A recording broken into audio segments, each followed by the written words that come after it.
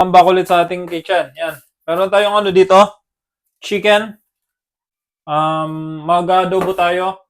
Tapos ang mga kailangan natin na to, grab tayong onion, garlic, and bay leaves, black pepper, salt, and sugar. Meron tayong sugar dito. And soy sauce and vinegar. Yan yung mga kailangan natin. Mag-iwa muna ako ng garlic and onion. And then, we're gonna clean the chicken.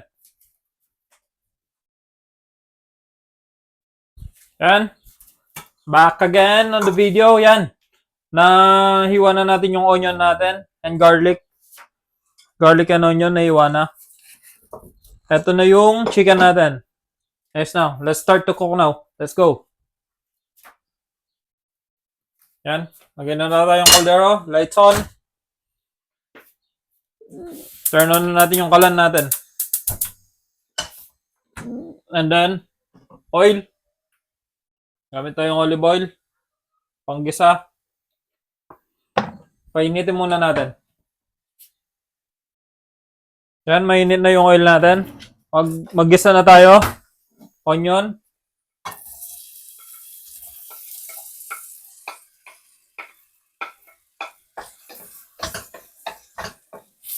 And then, add natin yung garlic.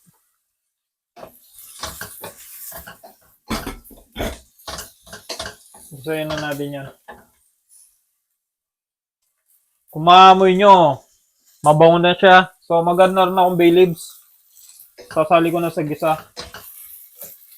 Para yung aroma, nandito na lahat. Masarap yung amoy. Kasi, after nito, after nyan, pwede na natin i-add yung chicken. Yan, add natin yung chicken yan. Add natin lahat. Hindi ko sasali yung tubig para medyo dry siya. Mas gusto ko kasi yung dry, ayoko yung matubig. Pero mamaya naman, maglalagay naman tayo ng tubig. Just in case na kailangan natin. Kung maririnig nyo yung ano, sa gitsit ng pagluluto natin, ang bango. So, ihinaan ko lang yung kalan. Hinaan lang natin para slow cook siya.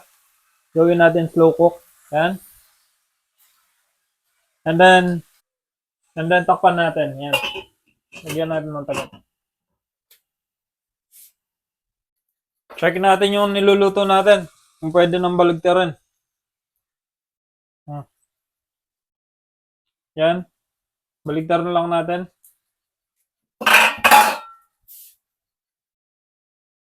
Yan. Nabaligtad na natin. Takpan lang natin ulit.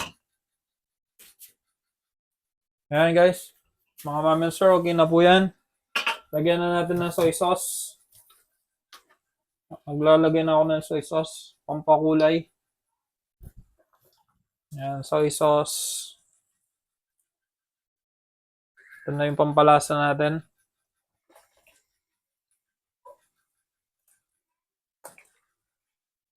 And then,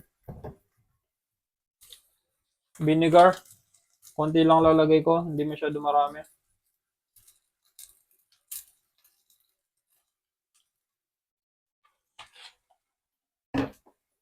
Add black pepper.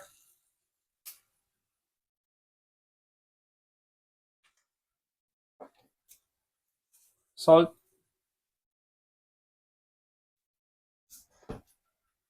And I'm gonna add water.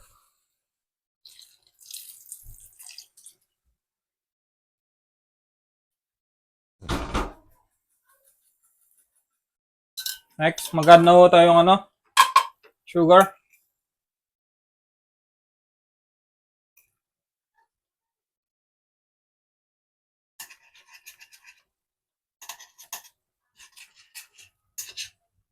Yan, malambot na ho yung chicken natin. So, pwede na ho to. Papatayin ko na. Ang kalan natin. Yan, off na natin. So, mga sir, ito na ho yung ating adobo. Yan na, luto na.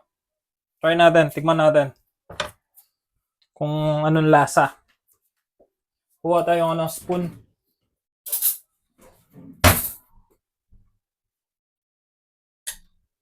taste test. Lagyan natin manok. Ito nga.